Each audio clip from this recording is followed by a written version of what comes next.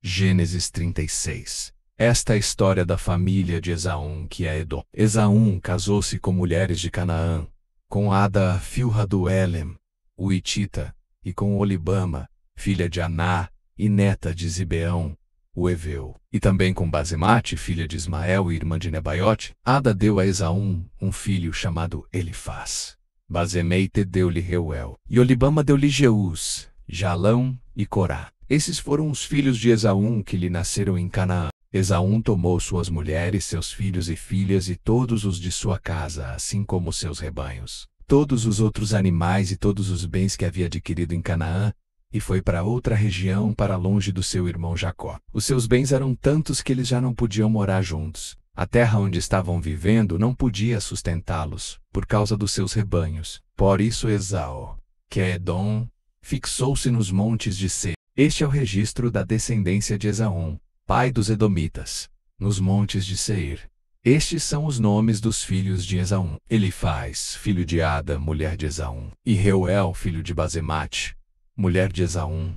Estes foram os filhos de Elifaz: Temã, Omar, Zefô, Gaeta e Kenaz. Elifaz, filho de Esaú, tinha uma concubina chamada Tina, que lhe deu um filho chamado Amaleque. Foram esses os netos de Ada, mulher de Esaú. Estes foram os filhos de Reuel: Naate, Zerá, Samá e Mizá. Foram esses os netos de Basemate, mulher de Esaú. Estes foram os filhos de Olibama, mulher de Esaú, filha de Aná e neta de Zibeão, os quais ela deu a Esaú: Jeús, Jalão e Corá. Foram estes os chefes dentre os descendentes de Esaú, os filhos de Elifaz, filho mais velho de Esaú: Temã, Omar, Zefô, Kenaz, Corá, Gaetã e Amaleque. Foram esses os chefes descendentes de Elifaz em Edom. Eram netos de Ada. Foram estes os filhos de Reuel e Sol, os chefes Naate, Zerá, Samá e Mizá. Foram esses os chefes descendentes de Reuel em Edom, netos do Basemate,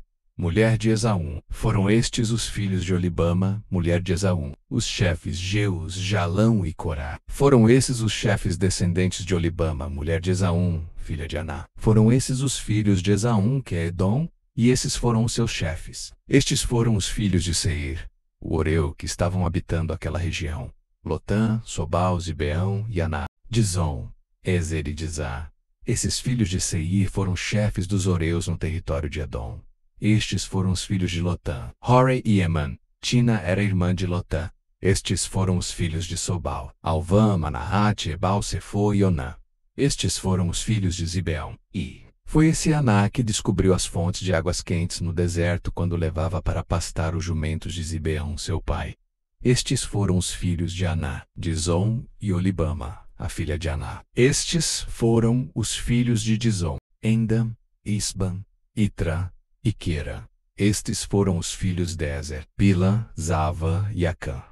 Estes foram os filhos de Dizã, Uz e Arã. Estes foram os chefes dos Oreus: Lotã, Sobal, Zibeão, Aná, Dizon, Ezer e Dizã. Esses foram os chefes dos Oreus, de acordo com as suas divisões tribais na região de Seir. Estes foram os reis que reinaram no território de Edom, antes de haver rei entre os israelitas. Belá, filho de Beor, reinou em Edom. Sua cidade chamava-se Dinabá. Quando Belá morreu, foi sucedido por Jobabe, filho de Zerá, de Bozra. Jobabe morreu, e Uzã, da terra dos Temanitas, foi o seu sucessor. Uzã morreu, e Hadade, filho de Bedade, que tinha derrotado os midianitas na terra de Moabe, foi o seu sucessor. Sua cidade chamava-se Avite. Hadade morreu, e Sanlá de Masreca foi o seu sucessor. Sanlá morreu, e Saul de Reobote, próxima ao Eufrates, foi o seu sucessor.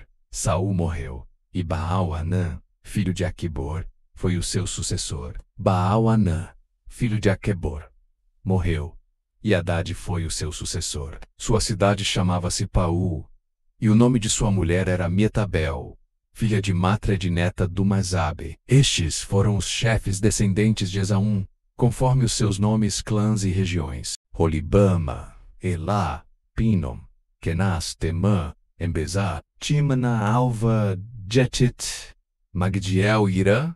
Foram esses os chefes de Edom. Cada um deles fixou-se numa região da terra que ocuparam. Os edomitas eram descendentes de Esaú, Gênesis 37. Jacó habitou na terra de Canaã, onde seu pai tinha vivido como estrangeiro. Esta é a história da família de Jacó. Quando José tinha 17 anos, pastoreava os rebanhos com os seus irmãos, ajudava os filhos de Bila e os filhos de Zilpa, mulheres de seu pai, e contava ao pai a má fama deles. Ora, Israel gostava mais de José do que de qualquer outro filho, porque ele havia nascido em sua velhice. Por isso mandou fazer para ele uma túnica longa. Quando os seus irmãos viram que o pai gostava mais dele do que de qualquer outro filho, odiaram-no e não conseguiam falar com ele amigavelmente. Certa vez José teve um sonho e quando o contou a seus irmãos, eles passaram a odiá-lo ainda mais. Ouçam o sonho que tive, disse-lhes. Estávamos amarrando os feixes de trigo no campo, quando o meu feixe se levantou e ficou em pé, e os seus feixes se ajuntaram ao redor do meu, e se curvaram diante dele. Seus irmãos lhe disseram: então você vai reinar sobre nós? Quer dizer que você vai nos governar? E o odiaram ainda mais, por causa do sonho e do que tinha dito. Depois teve outro sonho e o contou aos seus irmãos. Tive outro sonho, e desta vez o sol, a lua e 11 estrelas se curvavam diante de mim. Quando o contou ao pai e aos irmãos, o pai o repreendeu e lhe disse: que sonho foi esse que você teve? Será que eu, sua mãe e seus irmãos viremos a nos curvar até o chão diante de você? Assim seus irmãos tiveram ciúmes dele. O pai, no entanto, refletia naquilo. Os irmãos de José tinham ido cuidar dos rebanhos do pai perto de Siquém. E Israel disse a José: como você sabe, seus irmãos estão apacentando os rebanhos perto de Siquém. Quero que você vá até lá. Sim, senhor, respondeu ele. Disse-lhe o pai: vá ver se está tudo bem com seus irmãos e com os rebanhos, e traga-me notícias. Jacó o enviou quando estava no vale de Hebrom, mas José se perdeu quando se aproximava de Siquém. Um homem o encontrou vagueando pelos campos e lhe perguntou: que é que você está procurando? Ele respondeu: procuro meus irmãos. Pode me dizer onde eles estão apacentando os rebanhos? Respondeu o homem: eles já partiram daqui. Eu os ouvi dizer: vamos para Dotã. Assim José foi em busca dos seus irmãos, e os encontrou perto de Dotã. Mas eles o viram de longe, e antes que chegasse planejaram matá-lo. Lá vem aquele sonhador, diziam uns aos outros: é agora. Vamos matá-lo e jogá-lo num destes poços, e diremos que um animal selvagem o devorou. Veremos então o que será dos seus sonhos. Quando Ruben ouviu isso, tentou livrá-lo das mãos deles, dizendo: não lhe tiremos a vida. E acrescentou: não derramem sangue. Joguem-no naquele poço no deserto, mas não toquem nele. Ruben propôs isso com a intenção de livrá-lo e levá-lo de volta ao pai. Chegando José, seus irmãos lhe arrancaram a túnica longa, agarraram-no e o jogaram no poço, que estava vazio e sem água. Ao se assentarem para comer, viram ao longe uma caravana de ismaelitas que vinha de Gileade. Seus camelos estavam carregados de especiarias, bálsamo e mira, que eles levavam para o Egito. Judá disse então a seus irmãos: que ganharemos se matarmos o nosso irmão e escondermos o seu sangue? Vamos vendê-lo aos ismaelitas. Não tocaremos nele, afinal é nosso irmão, é nosso próprio sangue. E seus irmãos concordaram. Quando os mercadores ismaelitas de Midian se aproximaram, seus irmãos tiraram José do poço e o venderam por 20 peças de prata aos ismaelitas, que o levaram para o Egito. Quando Ruben voltou ao poço e viu que José não estava lá, rasgou suas vestes e, voltando a seus irmãos, disse: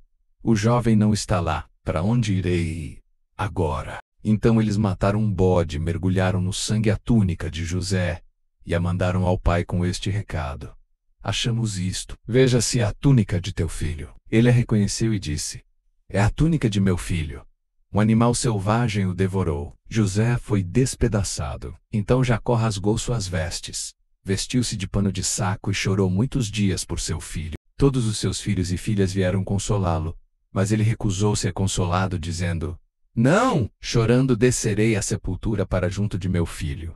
E continuou a chorar por ele. Nesse meio tempo, no Egito, os midianitas venderam José a Potifar, oficial do faraó e capitão da guarda. Gênesis 38. Por essa época, Judá deixou seus irmãos e passou a viver na casa de um homem de Adulão, chamado Ira. Ali Judá encontrou a filha de um cananeu chamado Suá, e casou-se com ela. Ele a possuiu, ela engravidou e deu à luz um filho, ao qual ele deu o nome de tornou a engravidar, teve um filho, e deu-lhe o nome de Onã. Quando estava em Quezibe, ela teve ainda outro filho, e chamou-o Selá. Judá escolheu uma mulher chamada Tamar, para seu filho mais velho. Mas o Senhor reprovou a conduta perversa de Ior, filho mais velho de Judá, e por isso o matou. Então Judá disse a Onã: case-se com a mulher do seu irmão, cumpra as suas obrigações de cunhado para com ela, e dê uma descendência a seu irmão.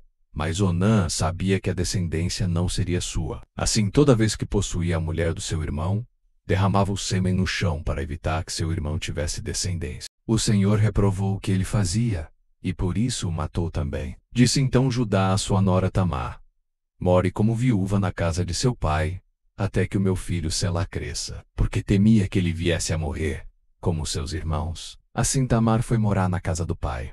Tempos depois morreu a mulher de Judá, filha de Suá. Passado o luto, Judá foi ver os tosqueadores do seu rebanho em Tina, com o seu amigo Ira, o adulamita. Quando foi dito a Tamar: seu sogro está a caminho de Tina para tosquear suas ovelhas, ela trocou suas roupas de viúva, cobriu-se com um véu para se disfarçar, e foi sentar-se à entrada de Enaim, que fica no caminho de Tina. Ela fez isso porque viu que, embora Selá já fosse crescido, ela não lhe tinha sido dada em casamento. Quando a viu, Judá pensou que fosse uma prostituta, porque ela havia encoberto o rosto. Não sabendo que era sua nora, dirigiu-se a ela, à beira da estrada, e disse: venha cá, quero deitar-me com você. Ela lhe perguntou: o que você me dará para deitar-se comigo? Disse ele: eu lhe mandarei um cabritinho do meu rebanho. E ela perguntou: você me deixará alguma coisa como garantia, até que o mande?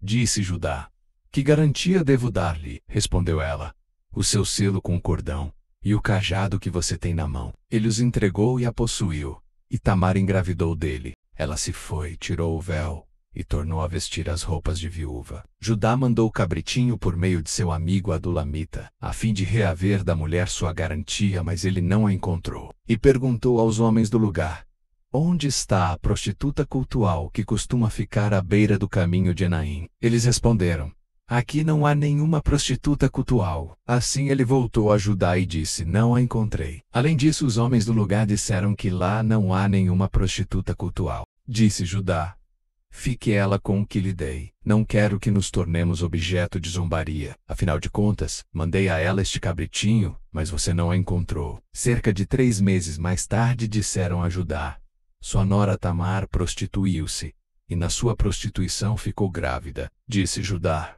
tragam-na para fora e queimem-na viva. Quando ela estava sendo levada para fora, mandou o seguinte recado ao sogro: estou grávida do homem que é dono destas coisas. E acrescentou: veja se o Senhor reconhece a quem pertencem este selo, este cordão e este cajado. Judá os reconheceu e disse: ela é mais justa do que eu, pois eu devia tê-la entregue a meu filho Selá. E não voltou a ter relações com ela. Quando lhe chegou a época de dar à luz, havia gêmeos em seu ventre. Enquanto ela dava à luz, um deles pôs a mão para fora. Então a parteira pegou um fio vermelho e amarrou o pulso do menino, dizendo: este saiu primeiro. Mas, quando ele recolheu a mão, seu irmão saiu, e ela disse: então você conseguiu uma brecha para sair?